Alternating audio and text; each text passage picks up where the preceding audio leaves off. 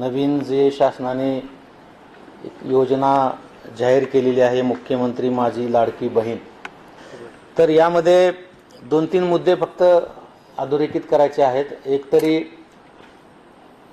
पहिला जो विषय होता की पहिल्या टप्प्यामध्ये फक्त 15 तारखेपर्यंतच अर्ज स्वीकारले जाणार आहेत, असा विषय होता पहिल्या ह्याच्यामध्ये. आणि त्यामुळं बऱ्याच जणांचा असा गैरसमज झाला की त्यानंतर अर्ज स्वीकारले जाणार नाहीत की काय. पण आपल्या माध्यमातून सर्वांना मला ही माहिती द्यायची आहे की आता ही जी मुदत आहे ती 31 ऑगस्टपर्यंत वाढवलेली आहे. अर्ज भरताना जे 2 कागदपत्र महत्त्वाचे आहेत, एक रहिवासी दाखला आणि दुसरा उत्पन्नाचा दाखला.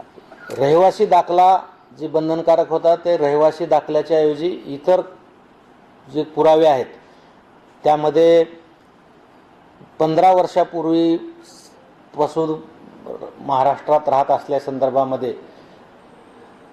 2-3 कागदपत्राच्या आधारे जे सिद्ध होते त्याच्यामध्ये त्यांनी 4 कागदपत्र दिलेले आहेत. एक रेशन कार्ड, मतदार ओळखपत्र, त्याच्यानंतर TC, काही ना काहीतरी शिक्षण झालेलं असतं आणि कुठं ना कुठं तरी कामानिमित्त शाळा सोडल्याचा दाखला त्यांच्याकडे, महिलांकडे असतो. दुसरा विषय होता उत्पन्नाच्या दाखल्याचा. उत्पन्नाचा दाखला हा महत्त्वाचा कागद त्याच्यासाठी लागणार आहे, परंतु त्याच्यामध्ये पण आता जे जुने आपले रेशन कार्ड आहेत, केशरी आणि पिवळे रेशन कार्ड, ज्या कुटुंबामध्ये किंवा ज्या महिलांकडे पिवळं रेशन कार्ड किंवा केशरी रेशन कार्ड आहे त्यांनी ते कार्ड जरी दिलं तरी त्यांना उत्पन्नाच्या दाखल्याची गरज असणार नाही. आणि मग ज्यांच्याकडे केशरी किंवा पिवळं रेशन कार्ड नाही आहे अशासाठीच फक्त उत्पन्नाच्या दाखल्यांची गरज असणार आहे. कुठल्याही प्रमाणपत्रासाठी कुठल्याही ठिकाणी जर कुठल्याही प्रकारचा त्रास होत असेल, म्हणजे आता मुळातच त्यांना शेतवर याची गरज नाही, 5-10% लोकांना उत्पन्नाच्या दाखल्यासाठी यावं लागेल, तर त्यासाठी सुद्धा आम्ही शेतूधारकांना योग्य त्या सूचना दिलेल्या आहेत. आणि आमचे जे ग्रामस्तरावरचे, तालुका स्तरावरचे अधिकारी कर्मचारी आहेत यांना सुद्धा रँडमली सेतू केंद्राला व्हिजिट देऊन त्या ठिकाणी कुठल्या महिलांकडून आर्थिक लुबाडणूक किंवा आर्थिक पिळवणूक काय होत आहे का कसं याच्या तपासण्या करायला सुद्धा सांगितलेलं आहे.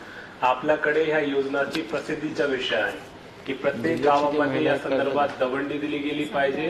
कोणताही महिला लाभार्थी यामध्ये राहायला नको.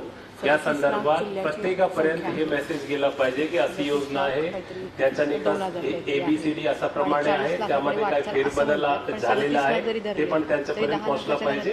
त्या संदर्भात आपल्या स्तरावर नियोजन करण्यात आलेलं आहे.